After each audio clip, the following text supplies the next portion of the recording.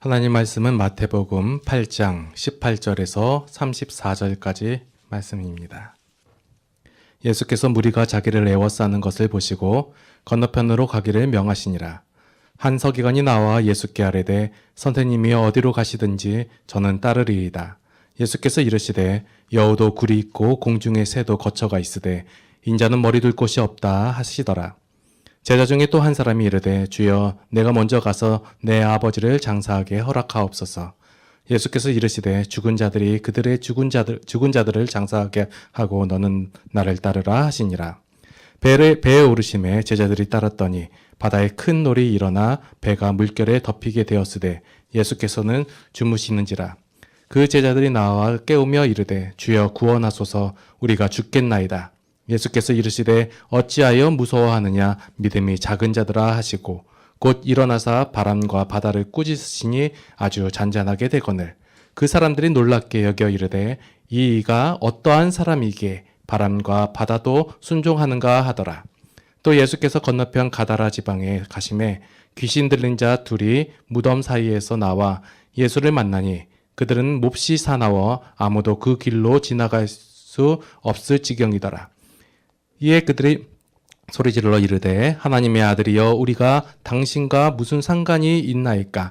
때가 이르기 전에 우리를 괴롭게 하려고 여기 오셨나이까? 하더니 마침 멀리서 많은 돼지떼가 먹고 있는지라.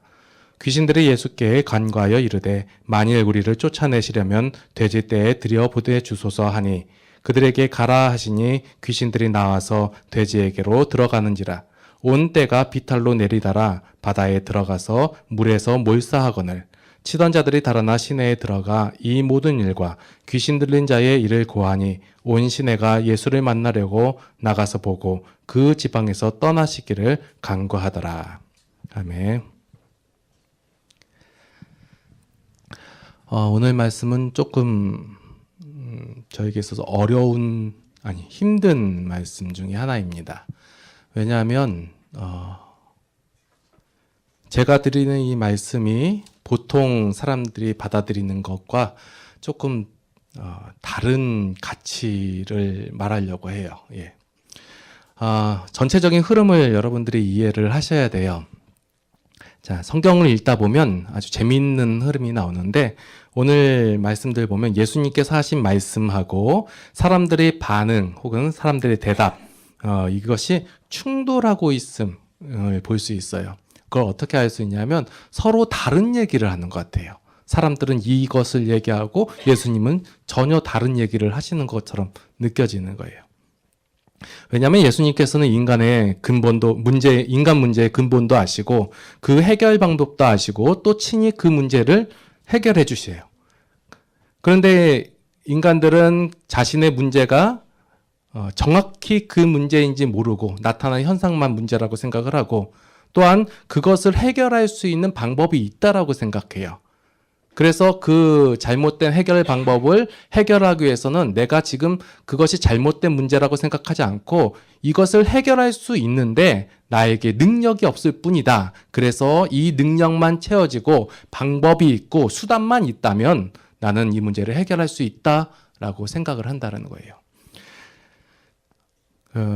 자, 5장부터 해서 예수님께서 산상수훈 설교를 하셨잖아요. 그래서 너에게 가장 큰 문제를 내가 이제 해결해 주겠다 해가지고 구원자로서 메시아로서 예수님께서 말씀을 선포하신 이후에 제일 먼저 하신 게 바로 질병을 고치시는 것이고 귀신을 쫓아내시는 이런 일들이에요. 이런 일들을 행하시니까 어때요? 사람들이 많이 쫓아오죠. 그러면 이 사람들은 왜 예수님을 쫓아왔어요? 신기한 애들 동네 가면 그 옛날에 마술사 신기한 물건들 갖고 다니면 막 쫓아다니잖아요. 마찬가지로 예수님께서 신비한 기적을 보여주시는 거예요. 놀라워요. 그러니까 쫓아다니기도 하고 또한 어떤 사람들은 뭔가 내게 다른 능력을 주지 않을까 어떤 것을 주지 않을까 하고 쫓아다녀요.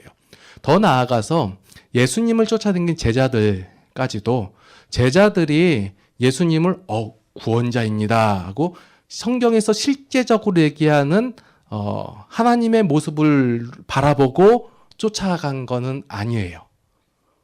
신비한 능력을 보여주고 그리고 그분을 쫓아다니면 웬만한 제자들은 이 예수님께서 당시에 로마에 압제당하고 있는 유다 민족을 구원할 구원자로서 그 메시아로서 인식했기 때문에 쫓아다닌 거예요.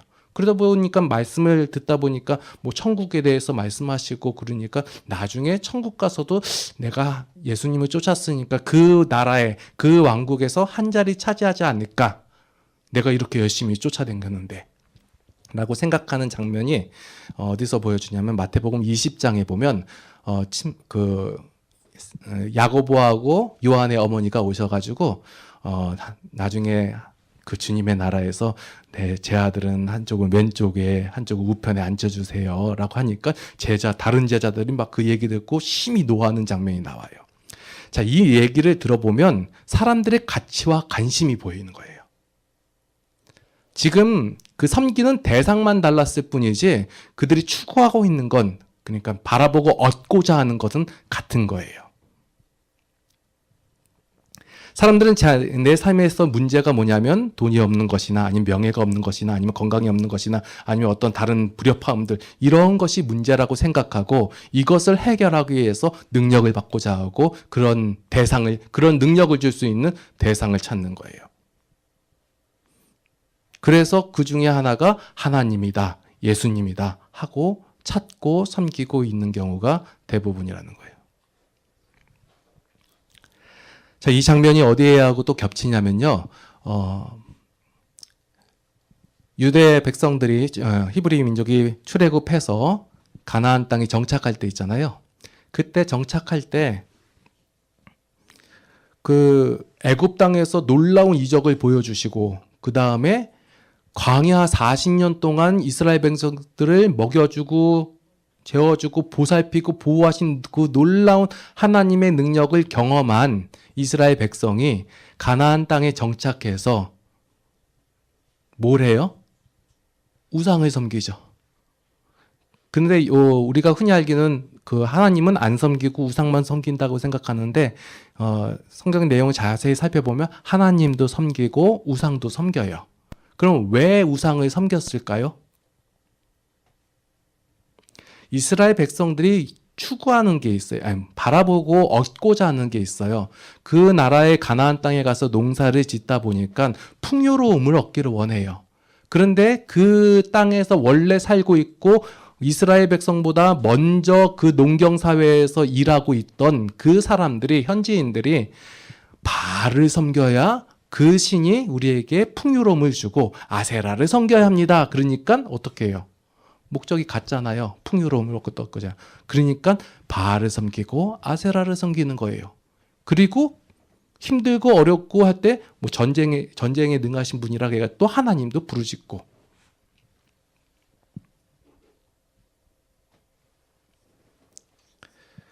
지금 신약 시대의 그 마태복음에서 보여준 사람들이나 구약에서 이스라엘 백성들이나 동일하게 바라보고 추구하고 있는 것이 무엇이냐면 내가 어떤 신으로 말미암아 어떤 보상을 얻겠다, 이 얘기예요. 제가 오늘 드릴 말씀이 이 보상에 대한 말씀이에요. 내가 예수를 믿었더니, 내가 이 교회를 다니고 하나님을 섬겼더니 하나님께서 나에게 이렇게 축복을 주셨습니다. 만약에 이게 없다면요. 만약에 여러분들 삶 속에서 예수님 아니어도, 하나님 아니어도 큰 보상을 얻을 수 있는 방법이 있다면 여러분들은 하나님을 섬기겠어요? 죽어서 천국 가야죠. 만약에 그렇지도 않다면요.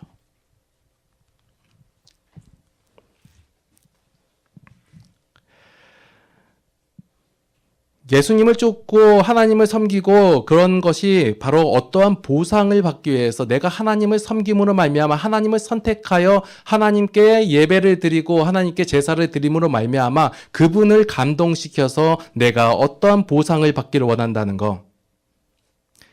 근데 이 보상이 우리가 생각하는 것은 다 세상적인 보상이라는 거예요.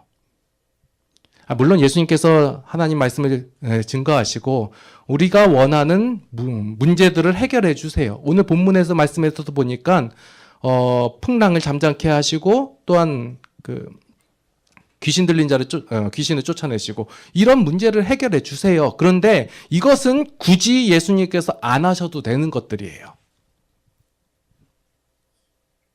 원래 예수님께서 이 세상에 오신 가장 큰 목적이 뭐예요? 구원하시려고. 맞잖아요.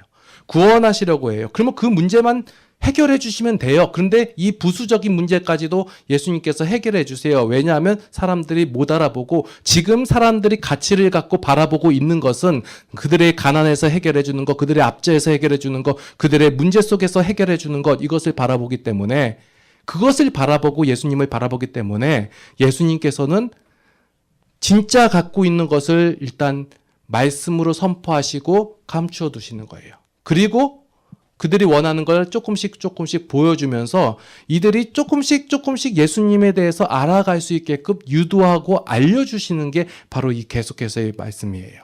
그래서 성경을 읽으실 때 한 부분만 읽는다든지 아니면 순서를 거꾸로 읽는다든지 그러면 헷갈릴 수밖에 없어요. 왜냐하면 성경에서 5장에서 예수님께서 이렇게 알려주시면 6장에서 또 사람들이 이런 예수님만 아나 하고 또 알려주시고 7장에서 8장에서 9장에서 연속적으로 예수님께서 알려주고 계신다는 거예요.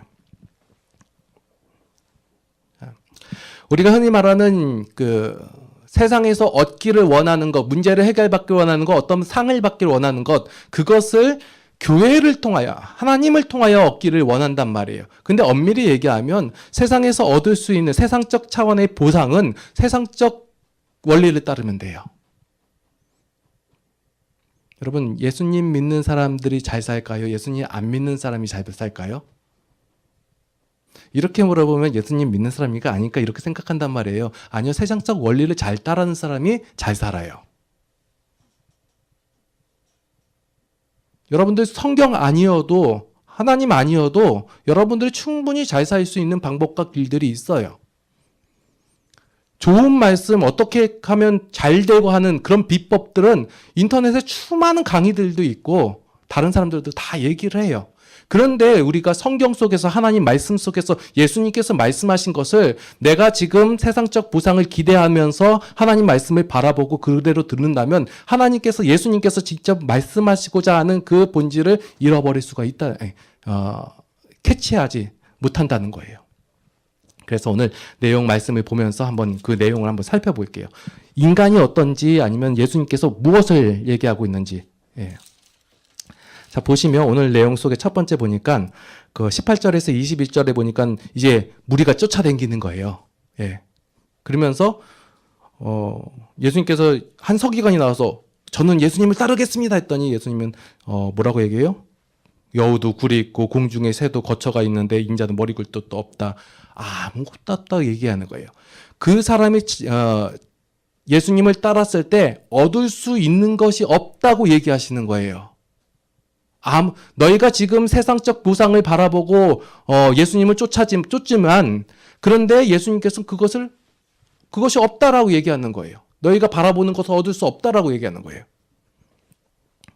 그리고 나서 또 한 사람이 얘기하기를 내 아버지를 장사하게 허락하소서. 이 얘기는 뭐냐면 지금 이 사람의 아버지가 지금 돌아가셨다가 아니라 그분이 아버지가 돌아가실 때까지 집에서 효를 다하고 섬기다가 그리고 돌아가시면 제가 예수님을 쫓겠습니다 얘기예요. 이 말씀의 의미는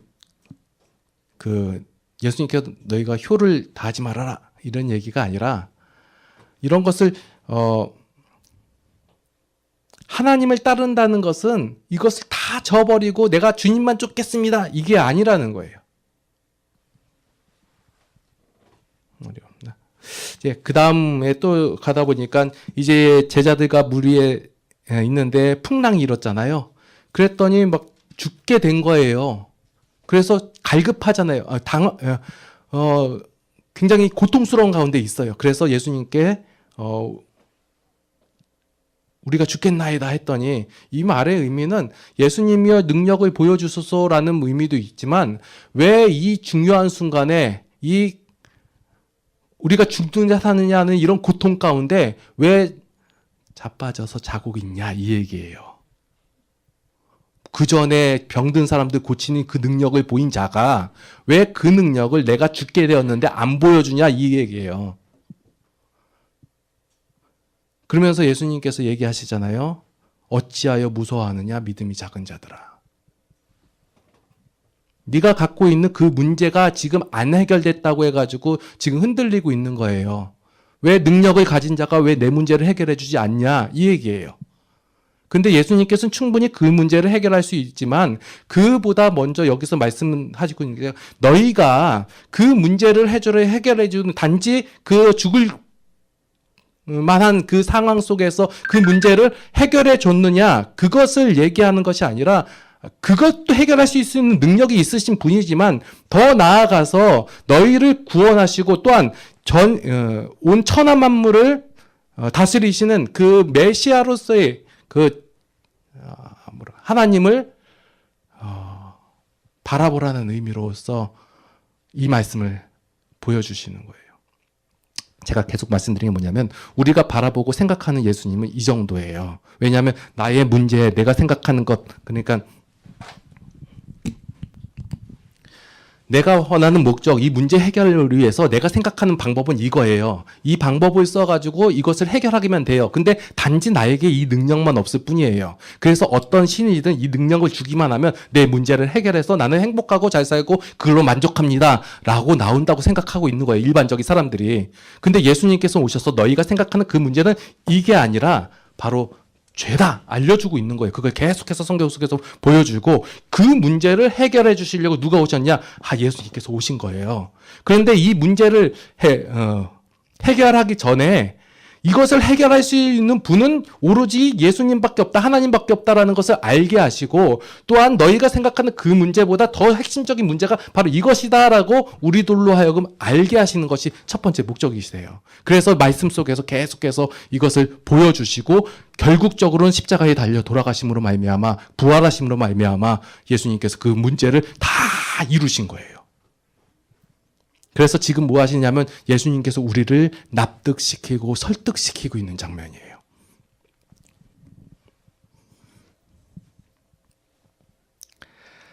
자, 보면 사람들은 지금 어떤 감정을 가지고 어떤 생각을 갖고 예수님을 쫓냐면 예수님이 쫓음으로 말미암아 내가 무엇인가 얻으려고 하고 있어요. 그런데 만약에 이런 그 예수님을 믿으면서 보상을 받기를 원하면서 신앙생활을 만약에 하신다면 신앙생활이 굉장히 힘드실 거예요. 왜 하나님 내 문제는 해결해 주지 않습니까? 어느 때까지 해결해 주신다고 했고 하나님께서 그래요. 기도라는 방법을 주셨습니다. 하나님께서 어떤 헌신이라는 방법을 주셨는데 내가 그 방법을 다 사용했음에도 불구하고 하나님 왜 내 문제 해결해 주지 않으세요? 하고 신앙생활이 어려워져요. 힘들어요.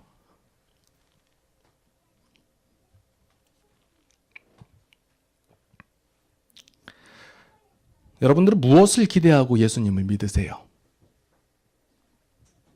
어떤 것을 이루기 위해서, 내가 생각한 목적을 이루기 위해서, 아니면 내 문제를 해결받기 위해서 예수님을 믿으신가요? 그런데 예수님께서 오늘, 물론 예수님께서 여러분들의 문제를 해결해 주세요. 여러분들의 고난을 고통을 그냥 무시하지 않으세요. 물론 해결해 주세요. 예수님께서 방금 보시면 이렇게 행하셨잖아요.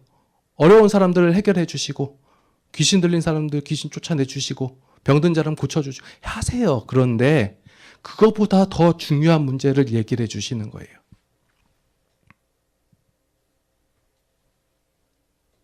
자, 오늘 보니까 풍랑 사건을 통해서 예수님께서 초월자라는 것을 증명하신 것이 아니라 구약에서 예언한 대로 메시아이신 것을 증명하시는 것이고 우리는 종종 그런 풍랑과 같은 문제가 발생되었을 때 하나님을 어떤 존재로 여기냐면 그 문제를 해결할 수 있는 수단으로서 또는 방법으로서 사용한다는 거예요.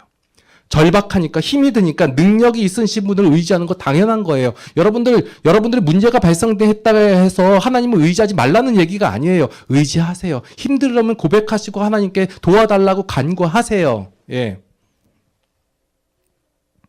그러나 본문에서의 그 말씀은 예수님을 단지 능력이 있으신 분을 넘어서서 천하 만물의 주인임을 알게 하시는 것이 우선이에요. 자, 하나님께서는 부족함이 있으시다 없으시잖아요.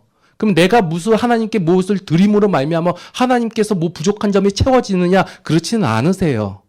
그럼 하나님의 목적은 뭐예요? 우리가 하나님께서 사랑하시는 우리가 그 하나님을 인정하고 고백하기를 원하신다라는 거예요. 그러면 이 상황과 이 말씀의 내용을 보면서 하나님께서는 예수님께서는 우리의 무슨 문제를 해결할 뿐만 아니라 천하 만물의 주인 되시며 세상을 창조하신 창조주 하나님이시구나라는 사실을 깨닫고 그 하나님을 고백하면 그걸로 된다라는 거예요.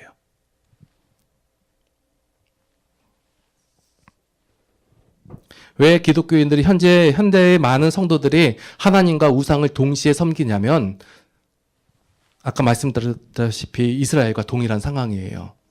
그들이 바라보는 문제, 그러니까 기독교인이 바라보는 문제나 기독교인이 아닌 사람이 바라보는 문제가 동일하기 때문에 그래요.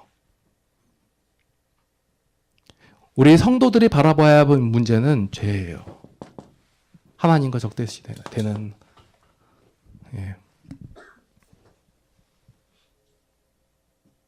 우리가 신앙을 가지고 있는 이유가 하나님이 가진 그 힘을 빌려서 우리 욕심을 채우려고 하고 있지는 않는가 하고 한번 생각을 해볼 필요가 있어요.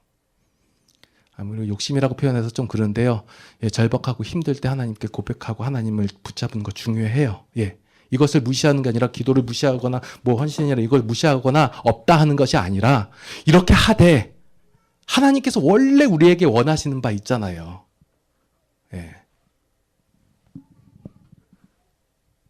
그러니까 우리가 지금 하나님을 대하여 하나님의 어떤 힘이나 아니면 하나님을 어떤 방법이나 수단으로서 섬기는 것이 아니라 그 하나님을 바라보고 하나님께서 이미 우리에게 은혜를 주셨고 보상을 주셨다예요.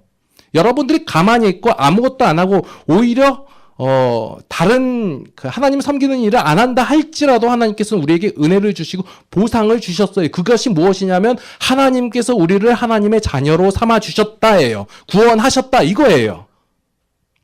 그 하나님을 알고 하나님을 사랑하고 그 하나님께 인정을 받아 그 하나님을 닮아가는 것, 이것보다 큰 보상이 없다예요. 근데 우리가 이 보상의 이 의미를 모르니까 자꾸 우리가 생각하는 문제만 해결해 달라고 하고 그것이 해결되면 그제서야 참 하나님이다라고 얘기하고 있다라는 거예요. 근데 하나님께서는 이렇게 고백한다 할지라도 그것을 무시하지 않으시고 그것을 그 상태를 계속해서 끌고 나가서 결국적으로 주는 나의 하나님이시오. 나의 구원자이십니다라고 고백하게끔 하나님께서 만드신다라는 거예요. 그것이 5장에서 선포된 거예요. 너희가 복이 있도다. 우리의 사람의 힘과 방법과 수단으로서는 온전한 신앙을 가질 수가 없어요. 죄의 본성, 죄를 없애는 일은 오로지 예수 그리스도만이 하실 수 있기 때문에 우리에게 하나님께서는 예수님이 이러한 분이시다라는 것을 차근차근히 지금 말씀 속에서 차근차근 알려주고 계시는 거예요. 우리가 그 예수님을 믿는다는 것은 그분의 성품과 마음을 본받아 살아간다는 거예요. 이것이 가장 큰 거예요. 그런데 사람들은 눈에 보이는 것, 세상 사람들이 중요하다 여기는 가치가 무엇이냐면 잘 되고 크게 되고 영화롭게 되는 그걸 가치로 둔단 말이에요. 세상 사람들은 이것을 가치를 두고 있기 때문에 우리가 세상 사람들의 가치에 맞추게 된다면 우리가 갖고 있는 것이 가장 중요하고 가장 복된 것을 우리가 놓치게 된다는 거예요. 하나님을 닮아가는 것, 하나님의 성품이 내 안에 있는 것, 이게 훨씬 더 큰 보상이라는 거예요.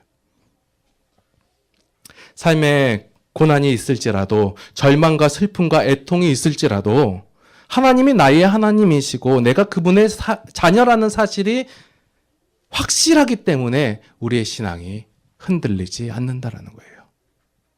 그러면 신앙이 얼마나 쉬워요. 그러면 신앙이 우리의 삶의 짐으로 다가오는 것이 아니라 우리의 힘으로 다가오잖아요. 은혜, 더 큰 은혜를 사모하십니까? 더 나은 은혜를 사모하십니까? 그것이 어느 쪽에 있는 거예요? 물론 저도 요 보상 받기를 원해요. 솔직히 잘 되고 싶고 힘들면 좀 넉넉해지고 싶고 그래요. 그 마음이 있어요. 물론 하나님께서 이런 것을 더하여 주세요. 그로 인해서 감사하기도 해요. 이것이 아무런 감사가 아니다라가 아니라 감사해요. 그런데 그보다 더 큰 게 있단 말이에요. 하나님이 우리의 하나님 되신다는 사실이 얼마나 하나님이 이렇게 능력이 많으셔. 그거보다 더한 게 있잖아요. 내가 하나님을 닮아가고 있잖아요. 우리의 심정이 하나님께서 바라보시는 것과 같은 바라봄을 갖고 있잖아요. 우리가 그 하나님 때문에 내가 현실에 대한 어떤 환경과 상황에 의하지 않고 그냥 기쁘잖아요. 그게 복이에요. 기도하시겠습니다.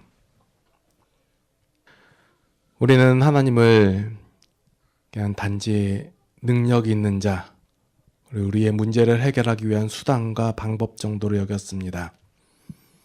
그러나 하나님께서는 우리가 미처 생각하지도 못하는 우리의 가장 큰 문제인 죄의 문제를 해결하시는 유일한 분이시며 유일한 하나님이십니다.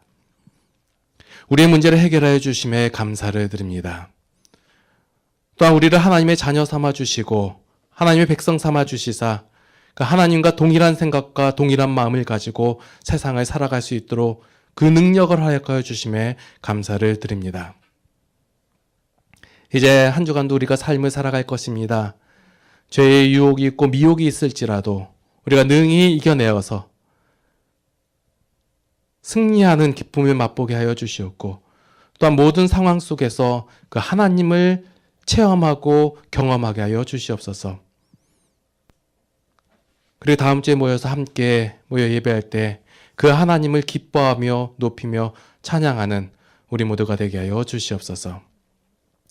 우리가 그 하나님의 은혜에 감사함으로 말미암아 여러 가지 모양으로 예물을 드립니다.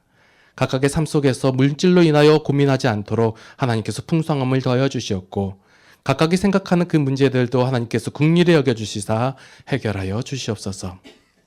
이제는 우리 주 예수 그리스도의 무한하신 은혜와 하나님 아버지의 극진하신 사랑하심과 성령님의 감화 감동 교통인도 보호 역사하심이 이제 하나님의 성품을 닮아 그 하나님의 마음으로 세상을 이기며 살아가기를 원하는 모든 성도들 머리 위에 이제로부터 영원토록 함께 하시옵기를 간절히 축원하옵나이다.